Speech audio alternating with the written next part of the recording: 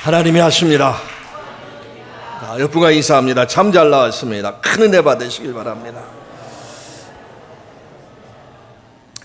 오늘도 복되고 귀한 주의 날, 이렇게 또 우리가 하나님 앞에 나와서 예배를 드립니다. 짧은 1시간의 예배지만 우리가 드리는 예배를 하나님이 기뻐하시고 받으십니다. 예배는 드림 자체가 하나님 앞에 영광이 되고 은혜가 되는 겁니다. 우리가 신앙생활하면서 가장 중요한 것은 하나님을 사랑하고 이웃을 사랑하는 겁니다. 그러니까 성경 자체, 성경 전체를 하나의 엑기스로 딱 모으면 사랑이에요. 그리고 예수님께서 말씀하신 것처럼 세 계명은 하나님을 사랑하고 이웃을 사랑하는 겁니다. 자, 우리는 하나님을 사랑한다고 고백을 합니다. 근데 우리가 또 삶의 현장 속에서 이웃을 사랑하며 삶을 살아가야 되는 것이죠. 그래서 하나님 사랑하고 이웃을 사랑하기 위해선 우리가 아버지 하나님, 우리 하나님의 마음, 하나님의 마음을 알아야 됩니다. 하나님의 마음을 알 때 우리가 제대로 예수를 믿고 신앙생활을 할 수가 있습니다. 오늘 말씀을 사람들은 그렇게 생각합니다. 하나님의 명령을 받아서 다시스로 가야 되는데 다시스로 가지 않고 니느웨로 가야 되는데 니느웨로 가지 않고 정반대인 다시스로 도망갔던 요나가 하나님의 책망을 받아서 풍랑이는 바다에 던져지게 되고 물고기 뱃속에 들어가서 혼쭐이 나서 다시 그가 이제 사명을 감당하는 그런 이야기로 우리가 오늘 말씀을 이해를 하곤 합니다.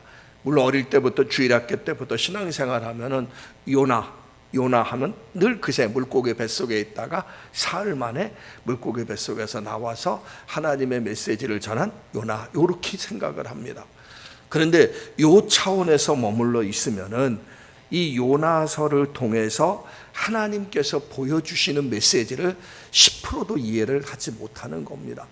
이 요나서를 통해서 하나님이 보여주시고 싶은 메시지가 뭐냐면 잃어버린 영혼을 하나님이 얼마나 아끼시고 사랑하시는가, 그것을 우리가 요나서를 통해서 우리는 발견할 수가 있습니다.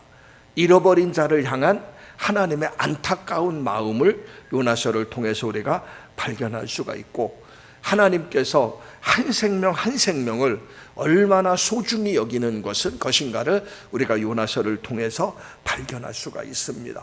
오늘 그 마음을, 그 아버지의 마음을 우리가 알아야 된다는 것이죠. 이 요나란 인물을 설명할 때 요나서 1장 1절에 보면 아미떼의 아들 요나라 이렇게 나옵니다. 아미떼라 하는 이 말은 진실이란 뜻입니다.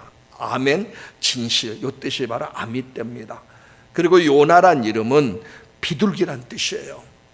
그러면 아미떼에게 자식이 낳는데 그 아들은 요나입니다. 그러니까 진실이란 사람의 집에 아들이 한 명 태어났는데 그 아들이 요나, 곧 비둘기란 얘기입니다. 그러니까 아버지는 자식에게 이름을 지어주면서 내 자녀가 아름다운 소식을 전하는 비둘기처럼, 평화의 메시지를 전하는 비둘기처럼 하나님의 말씀을 받아서 순종하면서 이 땅 구석구석에 아버지의 마음과 아버지의 사랑을 전하는 아름다운 메신저가 되기를 아버지는 원했다는 거예요. 그래서 아들의 이름을 요나라 이렇게 지은 겁니다. 그런데 문제는 그 아버지의 마음, 요나가 아버지의 마음, 아버지의 사랑을 알지 못하고 그 이름에 걸맞지 않는 삶을 살았다는 겁니다. 아버지의 말씀엔 어긋나서 정반대의 삶, 불순종의 삶, 어긋난 삶을 요나가 살았다는 것이죠. 그러니까 이 요나란 인물 자체를 그 옛날에 선지자 요나라 이렇게만 생각하면 안 됩니다. 그 옛날에 선지자 요나의 모습이 오늘날 나의 모습이라고 이렇게 보셔야 된다는 것이죠. 요나의 불순종이 나의 불순종이고 요나가 아버지 마음을 잃어버리고 살아가는 그 모습이 오늘날 나의 모습이고, 한 걸음 더 나가서 오늘날 신앙생활하는 모든 그리스도인들의 모습이란 얘기입니다. 하나님이 나를 부르셔서 나를 통해서 하실 일들이 있어요. 근데 우리는 하나님이 나를 부르셔서 구원해 주셨는데 거기에만 만족하고 하나님이 원하시는 것을 하기보다는 오직 모든 신앙의 초점이 나에게 있다는 겁니다. 내가 잘 되고, 내가 성공하고, 내가 부자가 되고, 내 삶이 형통하고, 모든 초점이 나에게 있다는 거예요. 하나님이 원하시는 건 그건 아닌데, 하나님이 나를 부르시고 나를 통해서 하나님이 이 땅의 수많은 영혼들을 구원하고 이 땅에 하나님 나라를 세우기를 원하는데, 그건 다 잃어버리고 오늘 본문의 요나처럼 다 잃어버리고 내 중심, 내 생각대로 우리는 신앙생활하는 우리의 모습들을 보여야 된다는 겁니다. 나를 구원해 주신 하나님의 은혜, 그 구원에 대한 감격, 그 열정은 잃어버리고 우리가 살아간다면 오늘 본문에 나타난 요나와 다를 바가 없다는 겁니다. 요나는 잠을 자야 될 사람이 아닙니다. 일어나서 하나님의 말씀을 붙잡고 나가서 니느웨에 가서 하나님의 메시지를 전해야 됩니다. 그런데 요나는 잠을 자고 있었던 것이죠. 오늘 본문에서 요나에게 임한 하나님의 명령이 뭡니까? 우리가 4장부터 말씀을 읽었는데 앞부분에 가보면 1장 2절에 보면 요나에게 하나님께서 말씀했어요. 너는 일어나서 아수르의 수도 니느웨로 가서 40일 후에 이 성이 멸망당할 것이라고 외치란 겁니다. 그럼 여기에 세 가지 메시지가 있어요. 일어나라, 가라, 외쳐라. 그럼 요나는 선지자이기 때문에 당연히 일어나서 가서 외쳐야 됩니다. 그리고 요나의 입장에서는 그 하나님의 말씀을 딱 듣는 순간 어떤 면에서는 기쁜 소식이에요. 왜? 이 아수르란 나라는 유대민족과는 왼수지간입니다. 아수르는 포악한 민족인데 그 아수르는 늘 유대 나라를 괴롭혔어요. 그러니까 요나의 입장에서는 하나님께서 40일 후에 이 성을 멸망시킨다는 이 하나님의 메시지를 전하라는 이 말을 얼핏 듣기에는 너무나 기쁜 소식이에요. 왜? 원수의 나라가 멸망당하니까. 근데 조금 더 깊이 생각해 보면 그게 아닌 거예요. 하나님이 멸망시키려면 그냥 멸망시키면 되지, 40일이란 기간을 두면서 40일 후에 이 성이 멸망당한다 외치라는 것은 뭔가 이유가 있는 것 같아요. 하나님의 심판하실 땐 바로 심판하시걸라. 근데 40일 후에 심판한다는 것은 이 40일이란 기간은 뭔가 하나님께서 새로운 기회를 주는 것 같아요. 또 하나님은 정말 인내하시는 하나님, 오래 참으신 하나님 아닙니까? 또 우리가 회개하고 하나님 앞에 용서를 구하면 또 하나님은 용서해 주신 하나님이 아닙니까? 그러니까 요나는 그 하나님을 생각한 거예요. 그러니까 도저히 요나는 니느웨 성에 가서 심판의 메시지를 전할 수가 없었던 겁니다. 자기가 40일 후에 멸망당한다고 하면 하나님께서 요 40일이라는 기간이 있기 때문에 또 이들이 회개하면 용서해 줄 것 같으니까 요나는 그게 싫은 거예요. 언제나 우리 인간은 자신의 죄에 대해선 하나님이 오래 참아주시길 원합니다. 그런데 나의 원수를 향해서는 하나님이 오래 참으시는 것이 싫어요. 나의 원수에 대해서 하나님 빨리 심판했으면 좋겠어요. 그러나 나에 대해서는 하나님이 오래 참기를 원합니다. 그래서 요나는 도망가는 거예요. 오늘 어디 도망갑니까? 다시스로 요나는 도망갑니다. 니느웨와 정반대 길로 요나는 도망갑니다. 도망가는 요나를 하나님은 포기하지 않으셔요. 포기하지 않으시고 요나를 멈추게 합니다. 멈추게 하고 요나에게 다시 하나님께서 기회를 주신다는 겁니다. 요나가 아니면 다른 사람을 통해서 니느웨 성의 심판의 메시지를 전할 수가 있습니다. 근데 하나님은 요나를 포기하지 않으시고, 요나는 불순종해서 다른 길로 갔지만은 요나를 포기하지 않으시고 풍랑을 통해서 요나의 발걸음을 막으시고 요나에게 다시금 기회를 주신다는 겁니다. 그러니까 요나에게 있어서 이것은 은혜입니다. 하나님께서 나에게 붙여준 영혼들, 내 주변에 많은 영혼들, 나 아니어도 다른 사람을 통해서 그 영혼들을 구원할 수가 있습니다. 내가 순종하지 않으면, 하나님은 나 말고도 하나님이 구원하시고자 한 영혼이 있다면 다른 사람을 통해서 하나님께서는 구원하실 수가 있습니다. 나에게 맡겨졌는데 내가 불순종하니까. 그렇지만 하나님은 인내하시면서 또다시 나에게 기회를 주신다는 거예요. 그 요나에겐 바로 그거란 얘기입니다. 하나님은 나를 통해서 일하길 원하고, 나를 통해서 그 영혼을 구원하시길 원하고, 하나님은 나를 쓰시길 원한다는 얘기입니다. 이것이 나를 향한 하나님의 사랑이에요. 언제까지 하나님의 사랑이 지속될 수는 알 수 없지만 오늘도 하나님은 나를 통해서 일하기를 원한다는 얘기입니다. 우리가 아버지의 마음을 알아서 정말 나를 통해서 내 주변의 영혼들을 구원하길 원하고, 나를 통해서 이 민족을 구원하고, 내 교회를 통해서 하나님은 그 일을 하기를 원한다는 거예요. 우리가 구원받은 사람이 하나님 앞에 쓰임받는다는 건 축복입니다. 자, 그렇다면 오늘 요나가 만난 풍랑도 축복일 수가 있다는 겁니다. 아버지의 말씀에 불순종해서 니느웨로 가지 않고 다시스로 갑니다. 다시스로 가는 요나에게 하나님께서 풍랑을 일으키셔요. 그래서 배가 침몰 직전에 그 풍랑의 원인을 알게 되고, 풍랑의 원인은 바로 요나가 불순종했기 때문에 하나님의 징계의 채찍으로 풍랑이라는 것을 벳사람과 요나는 깨닫게 됩니다. 하나님은 풍랑을 통해서 당신의 자녀가 불순종의 길에서 순종의 길로 돌아오기를 원한 것이죠. 풍랑을 통해서 사명의 사람으로 거듭나기를 원했다는 겁니다. 우리가 알아야 될 것은 하나님의 뜻을 거스리고 도망가면 하나님이 앞에서 길을 막고 뒤에서 당깁니다. 그러나 반대로 하나님의 뜻에 순종하며 가면 하나님이 앞장서서 길을 열으시고, 하나님이 우리와 동행하시고, 우리의 등 뒤에서 하나님이 우리를 밀어주신다는 겁니다. 이 사실 우리가 꼭 알아야 돼요. 하나님의 뜻에 불순종하고 가는 길은 일시적으로 잘 풀릴 수도 있습니다. 오늘 이 요나서도 마찬가지입니다. 요나가 하나님 말씀에 불순종하고 니느웨로 가지 않고 다시스로 가기 위해서 욥바항에 도착을 해요. 근데 욥바에서 다시스로 가는 길은 정기 항로가 없습니다. 배가 언제 출항할지 모르는 그 상황이에요.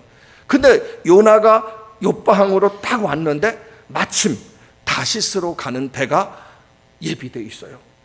요나에게 있으면 너무나 큰 축복이죠. 언제 갈지 모르는데 배가 마침 예배에 있으니까 요나는 정말 기쁜 마음으로 그 배에 승선을 하게 됩니다. 배에 승선해서 만사가 잘 풀리니까 배 밑에 들어가서 요나는 푹 잠을 자고 있었던 거예요. 여기서 우리가 놓치지 말아야 될 것이 있습니다.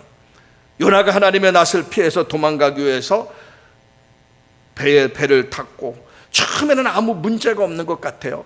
만사가 잘 풀립니다. 막상 배도 예비되어 있고 풍랑도 일지 않고 배가 잘 가고 있어요. 요나는 안심했죠. 그러나 이것은 결코 요나에게서 좋은 것은 아니라는 것이죠. 하나님 앞에 불순종하는 길을 걸어갈 때 처음에는 내 뜻대로 잘 되는 것 같지만은 그건 결코 잘 되는 것이 아니라는 것을 우리가 알아야 됩니다. 불순종하며 가는 그 길이 잘 되는 것은 좋은 것이 아니란 얘기입니다. 요나의 모습을 하나님은 보고 계셔요. 요나의 모습을 보고 계시다가 어느 순간에 하나님은 요나에게 큰 풍랑을 일으킵니다. 그리고 요나의 가는 길을 막으셔요. 왜? 그건 불순종의 길이니까. 선지자가 그렇게 행동하면 안 되니까. 요나가 가야 될 길은 바로 니느웨로 가야 되는 거니까, 요나가 하나님을 위해서 하실 일이 있으니까 하나님이 막으셔요. 풍랑을 통해서 막으셔요. 그리고 요나를 다시금 부르신다는 얘기입니다. 요나를 하나님은 포기하지 않았어요. 불순종의 길로 가도록 하나님께서 내버려 두지 않았어요. 의미 없는 삶, 가치 없는 삶을 살도록 하나님이 내버려 두지 않았다는 겁니다. 이것이 하나님의 은혜입니다. 우리도 마찬가지입니다. 신앙생활하면서 하나님의 자녀는 하나님의 말씀에 순종하며 하나님을 기쁘시게 하면서 신앙생활을 해야 되는데, 하나님의 자녀가 하나님 말씀에 불순종하고 내가 내 인생의 주인 돼서 내 마음대로 신앙생활합니다. 그 하나님은 지켜보고 계셔요. 내 마음대로 신앙생활하는데 뭔가 잘 되는 것 같아요. 아무 문제가 없는 것 같아요. 그러게요, 잘 되는 것이 아니고 문제가 없는 것이 아닙니다. 지켜보신 하나님께서 어느 순간에 풍랑을 통해서 요나를 막으신 것처럼 우리를 막으셔요. 왜? 그 길로 가면 안 되니까. 그 길로 가면 의미 없는 삶이니까. 하나님의 자녀는 그 길로 가면 안 되니까. 하나님은 자녀다운 삶을 살기를 원하니까 하나님이 막으시고 풍랑을 통해서 방향을 틀게 하십니다. 그럼 이것은, 이런 경우에는 풍랑 자체가 그에게 은혜란 얘기죠. 오늘 본문의 요나도 마찬가지입니다. 요나가 해야 될 일은 뭡니까? 하나님 말씀을 붙잡고 니느웨 성에 가야 되는 거예요. 그 요나는 안 갔지 않습니까? 일시적으로 잘 풀린 것 같지만 하나님이 풍랑을 통해서 막으시고, 그 요나가 물고기 뱃속에서 3일 동안 고통 가운데 회개할 때 하나님은 그에게 다시금 사명을 주셔서 그에게 니느웨로 가게 했지 않습니까? 지금도 하나님께서는 우리 각자에게 분명한 목적을 갖고 계시고 나를 통해서 하나님의 하실 일들이 있다는 거예요. 우리는 이걸 꼭 발견하셔야 됩니다. 이것을 찾기 위해서는 아버지의 마음을 먼저 알아야 됩니다. 오늘 요나가 하나님 말씀에 불순종한 이유는 뭐냐면 아버지 마음을 몰랐기 때문에 그래요. 아버지는 니느웨 성 그 포악한 민족도 사랑하시고 그들 영혼까지도 구원하기를 하나님은 원했다는 겁니다. 그 요나는 그게 몰랐어요. 오직 니느웨 성 백성들은 자기들과는 원수고 자기들 괴롭히게 하는 민족이라고만 생각했지 그 이상을 생각하지 못합니다. 아버지의 마음을 몰랐기 때문에 그런 일들이 생기는 거예요. 우리도 마찬가지입니다. 신앙생활하면서 정말 나를 구원해 주신 하나님의 은혜를 깨닫고 아버지가 정말 무엇이 원하는 것을 알고 그 아버지의 마음을 깨닫고 아버지를 기쁘시게 하는 믿음의 길, 신앙의 길을 걸어가시기를 주의 이름으로 축원합니다. 오늘 본문 4장 11절에 보면 그 말씀이 나옵니다. 내가 어찌 아끼지 아니하겠느냐. 사실 말씀이 무릇문으로 이 말씀이 끝이 납니다. 제가 만약에 요나서를 기록했다면 그렇게 이야기하지 않고 요나의 응답을 한 구절 더 붙여 넣었으면 좋았을 것 같습니다. 이 말은 뭐냐면 요나가 드디어 깨닫고 응답하더라. 아버지의 마음을 이제 알았나이다. 아멘. 이렇게 하면 얼마나 좋은 것 같습니까? 근데 요나서는 결론이 없어요. 요나가 니느웨 성에 가서 하나님의 메시지를 전할 때 니느웨 성 백성들이 회개하고 하나님께로 돌아옵니다. 하나님은 그 백성들의 죄와 허물을 용서하시고 그 민족을 구원해 주세요. 요나는 그 부분에 대해서 뿔나서 하나님께 막抗議를 합니다. 그러니까 하나님께서 그런 요나에게 이유를 설명하면서 오늘 4장 11절 마지막 절 9절을 한 겁니다. 내가 어찌 아끼지 아니하겠느냐. 너는 니느웨 성을 멸망시키지 않았다고 뿔났지만 그곳에는 정말 어린아이가 12만 명이나 있고 수많은 짐승들이 있는데 내가 그 영혼들을 아끼지 않겠느냐. 이 하나님의 물음으로 모든 것이 끝났다는 겁니다. 그 여기에는 아주 중요한 메시지가 있다는 거예요. 요나서의 마지막 절은 내가 기록하라는 얘기입니다. 바로 우리가 기록해야 된다는 겁니다. 내가 어떻게 순종했는가를 아버지 앞에 가져오라는 얘기입니다. 요나서가 기록된 이후에 수천 년 동안 우리는 요나서의 후편을 기록하고 있는 겁니다. 그래서 우리는 하나님 앞에 제가 하나님 아버지의 마음을 알았습니다. 그 영혼들을 사랑하시는, 잃어버린 영혼들을 안타까워하시는 아버지의 마음을 알았습니다. 그 아버지 마음에 내가 순종하며 내가 이렇게 삶을 살았습니다 하며 그 순종의 기록을 가지고 하나님 앞에 서라는 얘기입니다. 순종의 기록을 갖고 오늘 여기 본문에 이제 요나서 3장 3절 4절에 보면 하나님 앞에 요나가 혼쭐이 났죠. 도망가다가 풍랑을 만나게 되고 바다 위에 던져지게 되고 물고기 뱃속에 들어갑니다. 3일 동안 물고기 뱃속에서 너무나 고통스럽게 있다가 하나님께서 물고기 뱃속에서 회개하는 요나를 보시고 물고기가 요나를 토해버리게 하고 요나에게 하나님께서 다시 사명을 줍니다. 그래서 그 사명감을 다시 말씀을 받은 요나가 요나서 3장 3절 4절에 보면 여호와의 말씀대로 일어나서 니느웨로 가더라. 니느웨 성은 사흘 동안 걸을 만큼 하나님 앞에 큰 성이었는데 요나가 그 성읍에 들어가서 하루 동안만 다니며 외쳐 이르되 40일이 지나면 니느웨가 무너지리라. 자, 요나가 니느웨 성에 들어가서 걸어 다니기만 해도 사흘이 걸리는 넓은 지역입니다. 근데 요나는 사흘 동안 다녀야 모든 성읍을 다니면서 메시지를 전할 수가 있는데 요나는 하루 동안만 다녔다는 거예요. 하루 동안 다녔다는 건 뭡니까? 전혀 성실한 모습이 아니었다는 겁니다. 하나님 말씀에 순종 안 할 수 없어서 하나님의 말씀에 순종해서 니느웨로 갔는데 전혀 성실한 모습이 아닌 알량한 순종을 지금 요나는 하고 있는 거예요. 근데 놀라운 것은요, 그 알량한 순종이 했음에도 불구하고 하나님의 역사가 일어나게 됩니다. 요나의 말을 들은 수없이 많은 백성들이 회개하고 하나님 앞에 돌아오기 시작한다는 얘기입니다. 도저히 하나님 앞에 돌아오지 않을 것 같은 그 악독한 민족, 우상을 섬기는 아수르 민족이 요나가 전한 그 온전한 순종도 아니고 그 알량한 순종 앞에, 그 하나님의 메시지 앞에 그들이 회개하고 하나님 앞으로 돌아옵니다. 임금으로부터 시작해서 백성들까지, 하다못해 짐승까지 하나님 앞에 나와 통곡하며 회개했다. 역사상 가장 위대한 회개운동이 그 니느웨 성에서 일어나기 시작합니다. 이건 뭐냐면 하나님의 역사입니다. 그 강팍하고 완악한 그들이 어떻게 회개할 수가 있습니까? 요나의 순종도 온전한 순종이 아니죠. 사흘 동안 다녀서 전심으로 외쳐도 부족할 판인데 하루만 설렁설렁 다니면서 대충대충 외친 겁니다. 그러나 하나님은 그 요나의 알량한 순종이지만은 그 순종을 통해서 성령을 역사하게 하시고 니느웨 성 사람들이 회개하고 하나님 앞에 돌아오게 했다는 겁니다. 이게 하나님의 전도는요, 하나님의 역사입니다. 내가 순종할 때 하나님이 그 순종을 통해서 역사하는 거예요.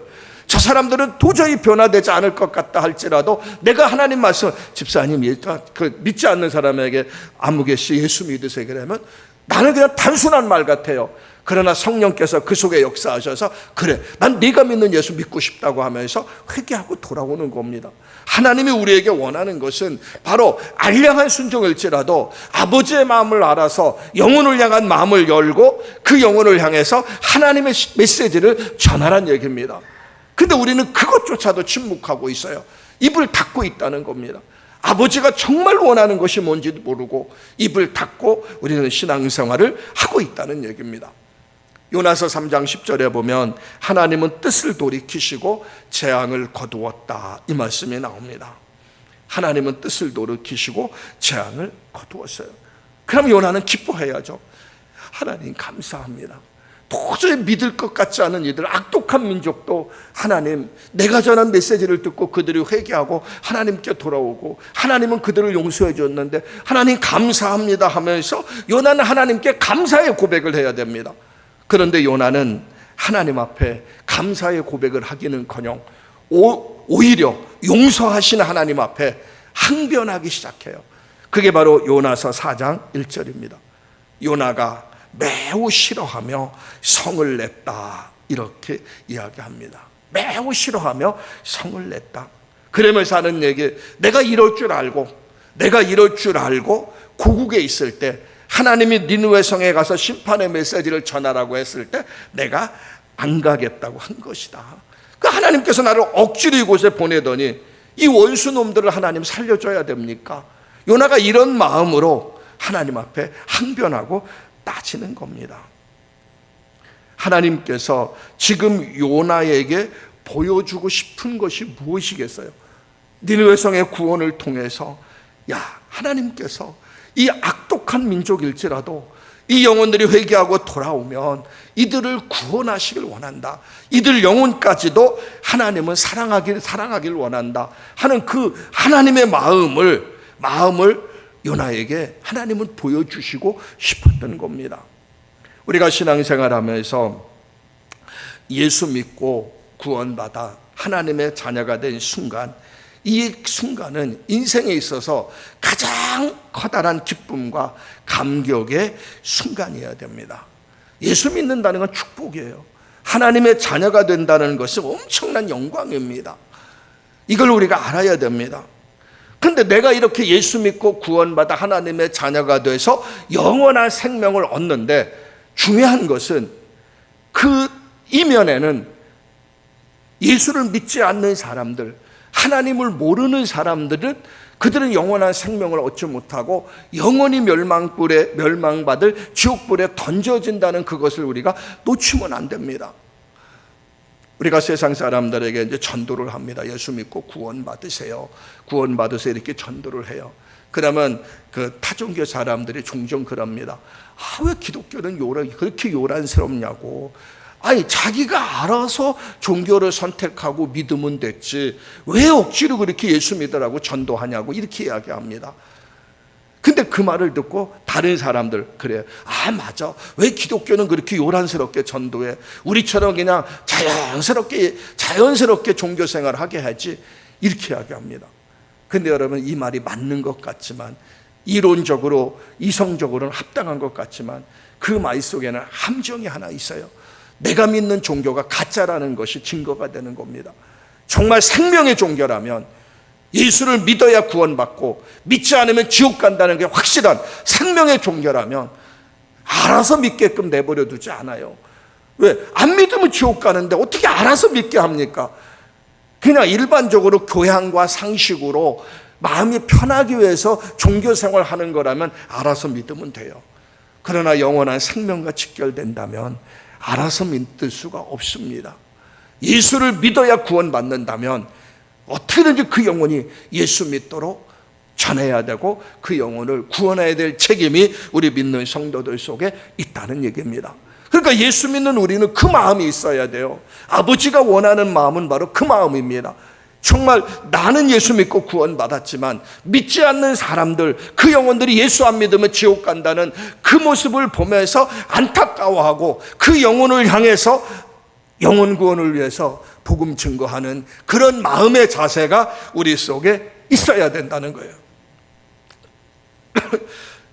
옛날에 제가 십자군 전도대 했을 때 거제도에 가서 이제 그 사역을 할 때입니다. 그때 이제 그 교회가 없는 곳에 교회가 세워졌고, 그리고 이제 제가 파송돼서 사역을 하는데, 그 처음에 이제 어른들은 전도가 안 됩니다. 왜냐하면 그 마을 입구에 이제 성황당이 있고 이렇게 있어갖고 그 마을 포구 안에는 교회가 가서 전도도 하기도 힘들고 들어갈 수도 없어요. 교회도 그곳에 세우면 그냥 부셔버립니다. 왜? 그 교회를 다니면 자기들에게 재난이 오고 그 어려움이 온다고 생각을 해요. 뱃사람들이기 때문에 그런 미신이 있어갖고, 그래서 안에 들어가서 전도하기 참 힘들었는데 대신 학생들은 전도가 돼요. 왜? 거기서부터 학생들이 이제 읍내까지 나가는 그 과정 속에 노방 전도가 됐습니다. 그래서 학생들이 한 20명 정도가 예수를 믿게 됐어요. 근데 여름이 됐습니다. 이 아이들을 데리고 수련회를 해야 되는데 수련회를 할 수가 없어요. 왜? 아이들이 참 예수를 믿는 아이들이기 때문에 수련회가 뭔지도 모르고 기도가 뭔지도 모르고 아무것도 모릅니다. 근데 교회에 나온 아이들에게 기독교의 기본 진리만 심어준 상태이기 때문에, 그래서 곰곰이 생각하다가 하나의 방법을 찾았어요. 제가 그 십자군 전도대 하기 전에 방배동에 있는 어느 교회에서 이제 전도사로 사역했을 때 그곳에서 학생부 전도사를 하고 했었습니다. 그래서 그곳으로 연락을 했어요. 우리 여기 거제도 아이들이 수련회를 해야 되는데 그곳의 학생들도 수련회 해야 되지 않냐, 우리 같이 연합을 하자고, 같이 연합을 하자. 그러니까 이제 제가 섬겼던 그 교회에서 좋다고 해서 그곳에 있는 학생들 20명, 또 우리 거제도에 있는 학생들 20명, 그래서 그쪽에서 한 20명 더 와서 한 50명 정도가 모여서 수련회를 했어요. 지리산에서. 지리산 쪽에 이제 초등학교를 하나 빌려갖고 이제 수련회를 하게 됩니다. 거제도에 있는 아이들하고 방배동에 있는 아이들이 합쳐서 연합으로 학생의 수련회를 하게 됐어요. 방배동에 있는 아이들은 어릴 때부터 모태 신앙이고 종교 생활에 익숙한 아이들인데, 이제 신앙생활을 이제 쉽게 말하면 설렁설렁 껄렁껄렁하면서 신앙생활했고, 이 거제도에 있는 아이들은 전혀 신앙의 배경이 없고 기독교가 뭔지도 모르는데 참 복음을 들었고 예수 믿는 것이 무엇인가 조금 맛을 본 아이들이에요. 이들을 합쳐서 신앙생활을 했는데, 이제 문제는 전혀 이제 다르니까는. 그래서 거기서 신앙생활하면서 이제 복음도 제시하고 기도의 시간입니다. 기도의 시간에 이제 영혼 구원의 중요성에 대해서 이야기하고 이제 복음 제시하고 영혼 구원의 이야기를 하고 학생들끼리 이렇게 짝기도를 시켰어요. 그 거제도에 있는 아이들하고 그 방배동에 있는 아이들하고 짝기도를 시키면서 기도를 하는데, 이 기도하는 시간에 불이 붙어버린 겁니다. 어떤 불이 붙었냐면 성령께서 강하게 역사하면서 거제도에 있는 아이들이 변화가 되는 거예요. 거제도에 있는 아이들이 변화되면서 눈물로 기도하는 모습을 보면서 이 서울에 있는 아이들도 변화돼요. 근데 거제도에 있는 아이들이 가장 기도했던 게 뭐냐면, 하나님, 나만 구원받고 천국 가면 어떻게 해요? 우리 엄마 아빠들 어떻게 해요? 이 아이들이 밤새도록 기도하면서 그 기도를 하는 거예요. 영혼 구원의 거. 아버지 하나님, 나만 구원받으면 어떻게 해요? 나 예수 믿고 천국 가는 거 좋은데 내 엄마 아빠, 왜 자기 부모님 다 예수 안 믿으니까 내 엄마 아빠는 어떻게 해요? 하면서 아이들이 밤새도록 눈물로 자기 부모들을 위해 기도해요. 근데 그 모습을 보니까 이 서울의 방배동 아이들도, 근데 자기 부모들은 다 예수 믿었는데 껄렁껄렁하게 신앙생활했거든요. 근데 그 아이들도 도전을 받는 겁니다. 그래서 그 눈물로 기도하는데 밤새도록 기도했어요. 제가 그때 그 모습을 딱 보면서 뭘 느꼈냐면, 정말 예수를 제대로 만나면 천국과 지옥에 대한 확신이 있다면 그 내 주변에 있는 영혼들, 그 영혼들 예수 믿지 않으면 멸망받아 지옥 가는 이 모습에 대한 아픔이 있어야 된다는 겁니다. 그 아픔을 갖고 우리가 신앙생활을 해야 된다는 거예요. 천국 혼자 갈 수 없지 않습니까? 나만 예수 믿고 구원받으면 어떻게, 내 주변에 있는 사람들, 예수 믿지 않는 그들을 향한 마음이 우리 속에 있어야 된다는 겁니다. 근데 그 거제도에 있는 아이들의 그 마음이 바로 하나님의 마음이라는 거예요. 하나님도 우리만 구원받고 천국 오기를 원치 않습니다. 모든 영혼들이 다 예수 믿고 구원받아 하나님 앞에 돌아오기를 원한다는 얘기예요. 그래서 하나님 아버지의 마음이 우리의 마음이 돼야 되고, 영혼을 향한 하나님의 눈물이 우리의 눈물이 돼야 되고, 잃어버린 영혼을 찾고자 하는 하나님의 간절함이 우리 믿는 성도들의 간절함이 돼야 된다는 겁니다.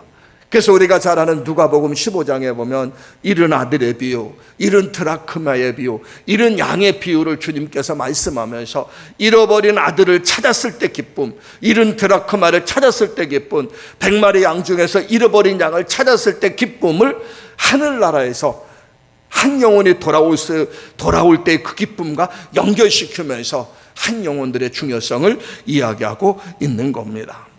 저 여러분들, 아버지의 마음을 갖고 이 땅에 있는 영혼들을 대하시기를 주의 이름으로 축원합니다.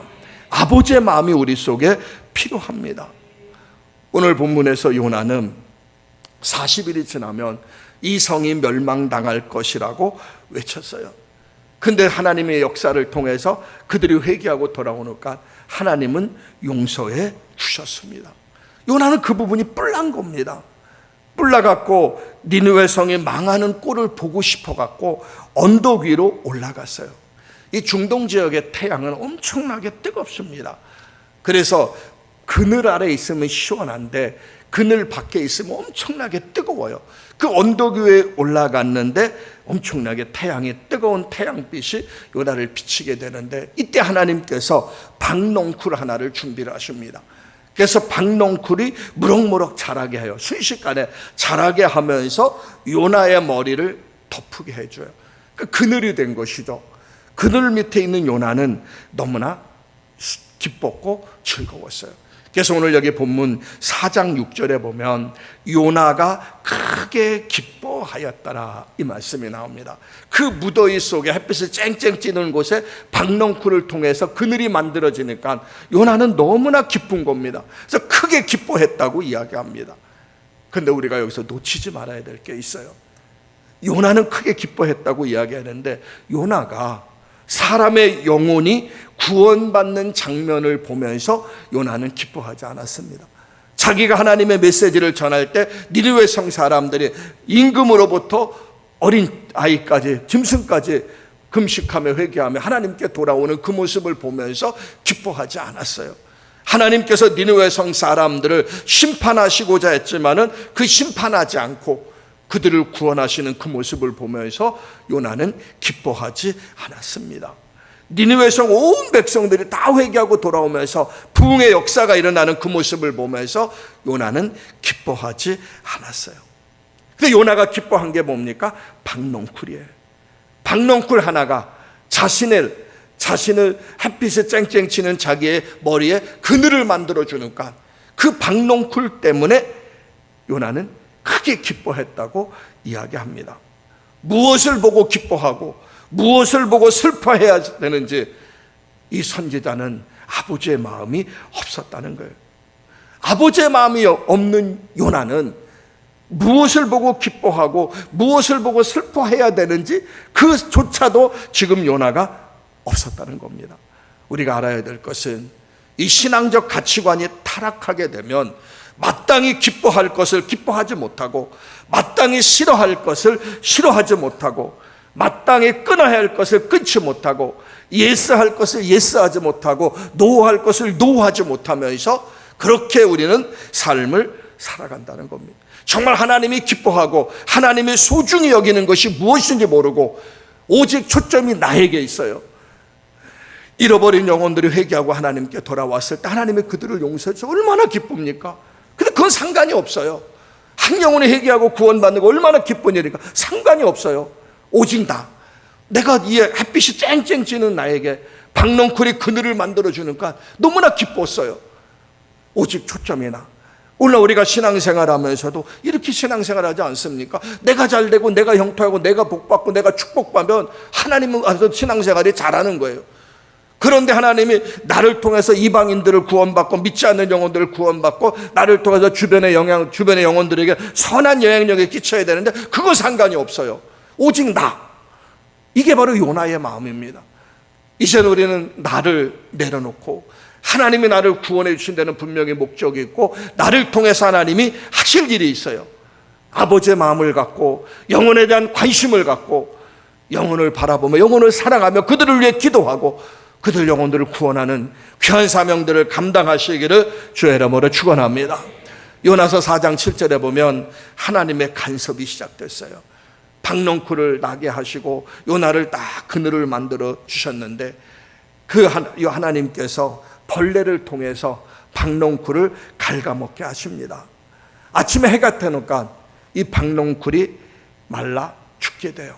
왜? 벌레가 갉아먹었으니까 햇빛에서 바짝 말라서 박농쿨이 사라집니다. 정말 아찔할 정도로 더워지게 되는 거예요. 그러자 요나는 하나님을 향해서 차라리 죽여달라고 악을 씁니다. 죽여달라고. 그때 하나님이 무슨 말씀을 합니까? 4장 10절에서 11절에 보면 요나야 네가 왜 화를 냈느냐? 네가 박을 심기나 했느냐? 박을 키우기나 했느냐?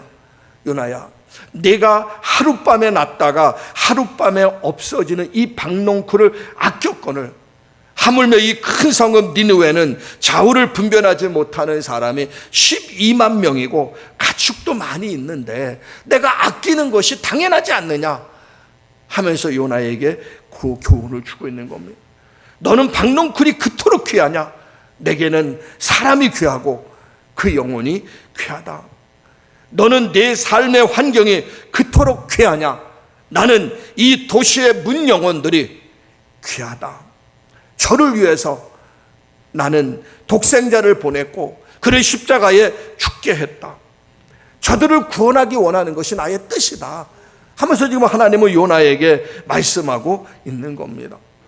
요나는 니느웨 성 사람들이 하나님 앞에 돌아오고 그들이 구원받는 모습을 보면은 영혼을 사랑하시는 아버지의 마음을 알고 당연히 기뻐하고 당연히 감사해야 되는데 도리어 화를 낸다는 거예요.